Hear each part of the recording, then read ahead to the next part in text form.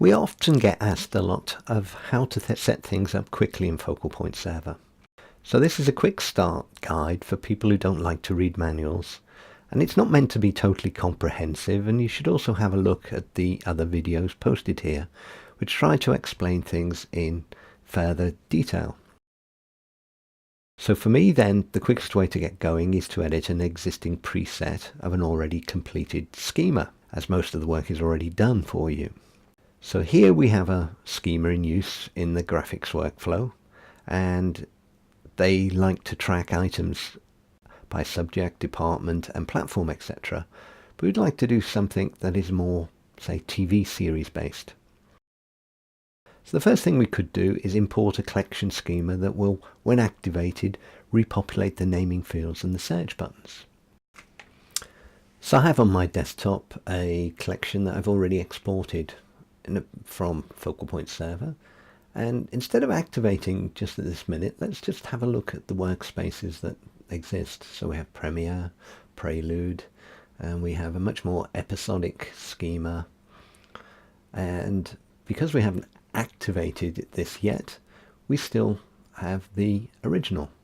If I click activate, Focal Point will change and the schema has completely revised itself. So as we can see, none of these fields are really going to suit our needs, and maybe we'd like to do something that was maybe a little bit more corporate. So how do we go about changing these values? If we go back to the admin interface, we can see that we have a number of name fields in the tag section that correspond to the fields that we were looking at in the client application. As this is the quick start, I won't dwell on too much detail. We'll simply hack what we have and adapt it to our needs. We can change the existing show field to, say, company, and simply edit the existing values. Company can remain a choice, but we can change the ID, which is basically a token that speeds up searching, to be a company item.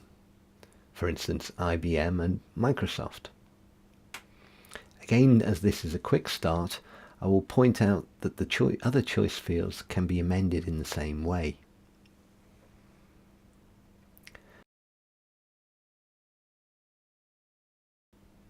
Now let us have a look at the changes we have already made.